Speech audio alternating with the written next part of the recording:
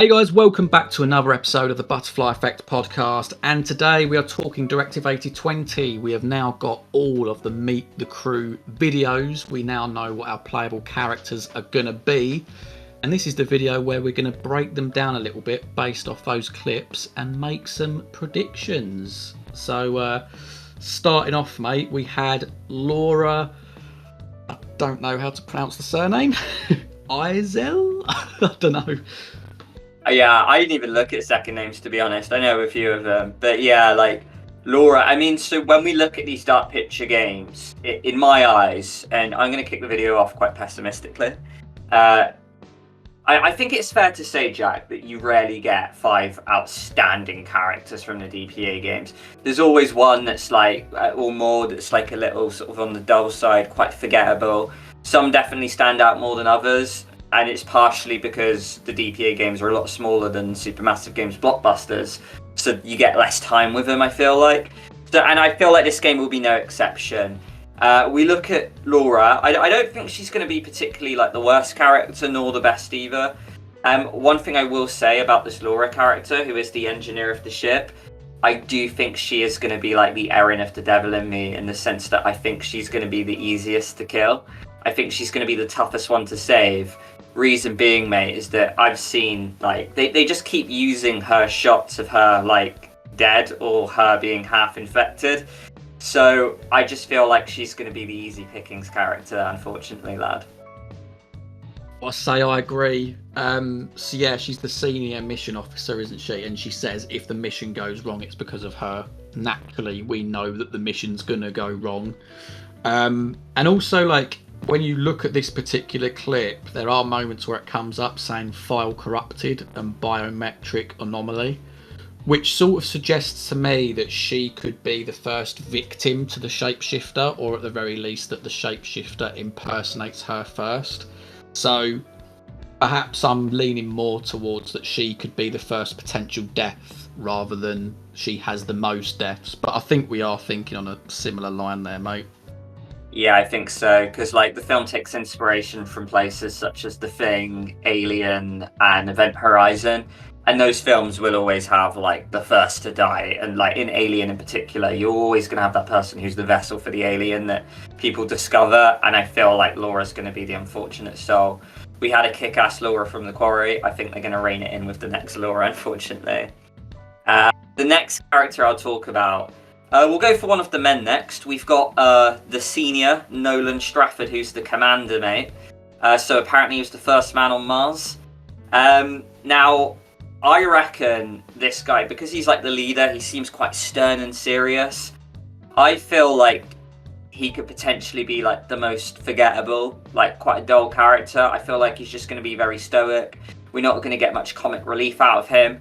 I really hope he has some form of arc, something, you know, more than just, oh, I'm the big leader. A bit like maybe John and Little Hope to an extent. I hope there's more depth under there.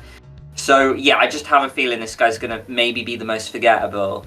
But equally, I can see him having some cool scenes. There's a shot of him, like, with a gun shooting at, like, himself, you know, like almost like a doppelganger. So he probably has some cool scenes.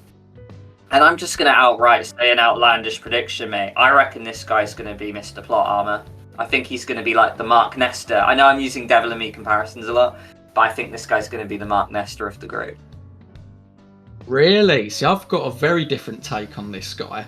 When you listen to his clip, he says that his objective is to get his crew home safe, right? And he says about this could really lead, if it goes wrong, to like the destruction of Earth. So through this character, I feel like he is hinting toward the dark ending, which I'm going to look forward to playing, which is going to be the destruction of Earth, or potentially the shapeshifters getting to Earth. I can't wait to see what that looks like. But I've gone for him maybe as like the Eric character, like from House of Ashes. For some reason, maybe it's because he's in a senior position, he's like the head honcho of the whole thing. I think he's going to have the most deaths in the game. And maybe based off the Devil in Me teaser, for some reason, I think that he's corrupt in some way. Because when you watch that teaser, he says that the mission's actually going well, that they have arrived at Tau Ceti F, and then you get the intercuts of like Carter and Sims struggling. So I'm thinking maybe this guy's got something to hide. So I'm slightly sceptical of Stafford myself. Okay, I like that take. Okay, lad. I'll let you pick the next character. We've got Joseph, Brianna, and Sam. Yeah, so we'll move on to what they put up next, which was Samantha Cooper, American, 27, medical specialist. And I'm a little bit unsure. You know how you said about the character Laura being potentially the most bland? I'm probably going to go for Samantha on this one. But what I would say is that she says about how she's got like the potential to, heal people, keep people alive.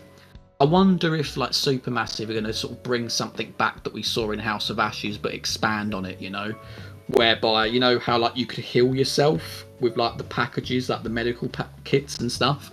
Maybe it's important to keep Samantha alive because she can help particular characters if they've got injuries or something like that throughout the game. So that's probably what I'd say about her. Yeah, no, that's fair. I actually agree, mate. Like, her video might be the shortest, it might be the most vague.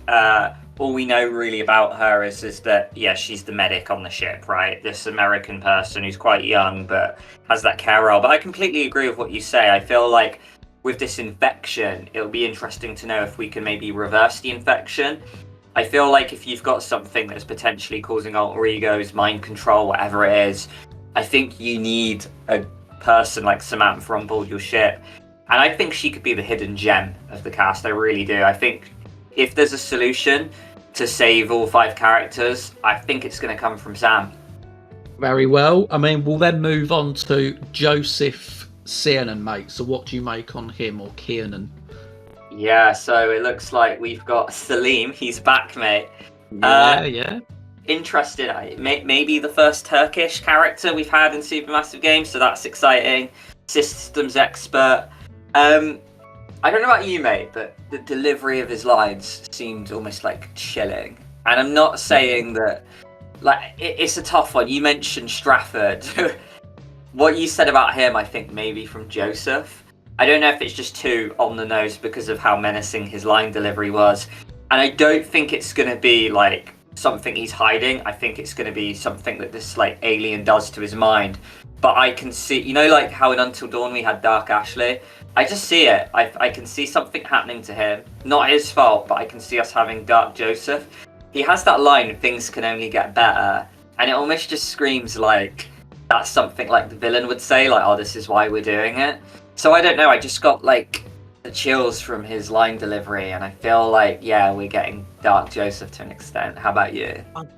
I've got to admit, I agree. Like when he was giving the spiel about, the future and he wants to be a part of it and stuff like that, and I was thinking it doesn't sound sincere, it sounds menacing. So, but which is odd because he's a playable character, so surely we're going to want to keep him alive. So maybe it's just the voice, maybe it's just the voice actor or something like that. But I picked up that vibe as well. But on the, I suppose, the positive side, we do tend to get romantic relationships in these games, don't we? And because there is typically a male-female romantic relationship, I have actually got him down, bit of a wild card shout, I must admit, to have potentially a romantic relationship with Laura. And the reason I've picked him is because Stafford is age 52 and the rest of the cast are in their 20s or 30s, so I can't really see Stafford getting with anyone.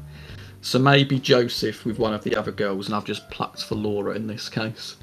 Yeah, I mean, my take on romance in DPA games. Sometimes I feel like they'll develop 3 characters and then they'll be like, oh, these 2 don't have anything going on, let's just stick them in a couple, and their whole arc is just we're a couple, or, I like this person. So I really hope that we actually don't get any romance. I hope this is a strictly work-colleague relationship we got from them. But, that's just like, maybe, it could work, but that's like my early take anyway. But okay, very well. So be interesting to know if you guys in the comments agree that we think we're getting something suspicious about this Joseph character. Lad, Brianna, this is the big, ticket actress that we get from these DPA games, Lashana Lynch. How do you think Briana Young's character is going to be, mate? Yeah, so funnily enough, and I suppose this is part of my thinking, I actually think she's going to be Misses Plot Armour. in this game because they're going to want to get their buck with Lashana Lynch. Also, as well, referring back to the video, my plot theory thing, how I think that her father is going to come into the plot, and maybe she has plot armor so that you can get to that point maybe where you have that showdown with your father or the shapeshifter that's impersonating her father. So that is a little bit of rationale in that front. But interestingly, similar to Laura, in her videos, it also comes up file corrupted biometric anomaly. So I also think there's going to be lots of instances where the shapeshifter impersonates her as well, and there might be some difficult choices in there. But as a result, I think that similar to the Quarry, how the infections help you get further in the game, I think the shapeshifter being more frequent to Brianna in this instance might help her get further in the game as well. Yeah, you know what? I would welcome her being Miss Plot Armour. There's always one, isn't there? And funny enough, the big ticket actor or actress is rarely the one, apart from Little Hope, where it's Andrew for obvious story reasons. Conrad, Rachel, and Kate, probably middle of the pack. You probably kill them third or fourth usually, if you're going to kill the whole cast or whatever. But, and I quite like that they do that. I think it would get really tiring if, the big actor or actress just always kind of made it far. So I really like that they do that. So, it would be a welcome change if Lashana Lynch or Briana Young does make it to the end game and is the plot armor person. In terms of her character, mate, you know what? Coming into today, I was thinking, I reckon it's actually going to be bang underwhelming. I reckon her story arc's just going to be, I want to, complete my dad's mission, and her one thing she had about her was just I'm a determined individual, if you know what I mean. I was I really hope we get more depth than that. But I must say, mate, I looked at the tape today, and I don't know what it is, but her facial animations just seem slightly better than the others, and her line delivery seemed really good. She invoked emotion in a little 1:30 or whatever it is clip, and I'm that's promising. And yeah, I feel this could be a good performance here. And I'm just going to randomly make an outlandish call again. And I'm just going to randomly snipe with the fact that this might be the best performance from a high-ticket actor or actress that we're going to get in these DPA games thus far. Interesting, especially because I know Paul Kaye doesn't necessarily count as the big-ticket actor because he wasn't promoted like Jesse Buckley was. But you know how we're big fans of Paul Kaye, mate. So that is a bold claim. But I hope you're right. Yeah, I mean, I wasn't taking Charlie Lonnet into account. I doubt she'll come near Mr. Charlie Lonnet. Yeah. We love him on the channel. But I mean, I'm thinking sort of like Andrew didn't bring out the best. In Will Poulter, we know he can do so much better. I feel like Kate wasn't the best in The Devil in Me, and I feel like Conrad probably was the best in Man of Medan, and it might be my favourite performance yet from a big, actor or actress in these games. But I just feel like the bar isn't particularly too high for it to be beaten. And I feel like Lashana Lynch has the acting capabilities to do it. I just hope that her character gives her the license to kind of deliver, if that makes sense.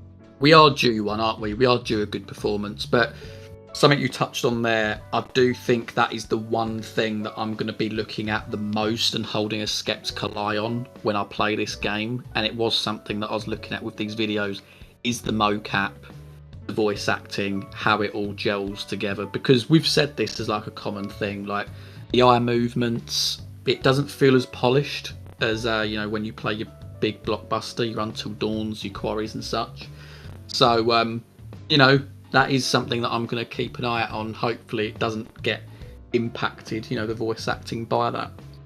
So yeah, there we go, guys. That was our breakdown of the characters in Directive 8020 that we're going to play, plus some predictions as well. What do you think? We want to see your comments in the comments section. Do you agree with us? Have you got something wildly different?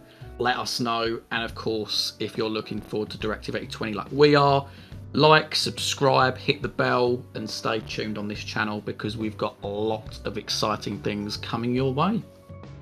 See you guys in the future.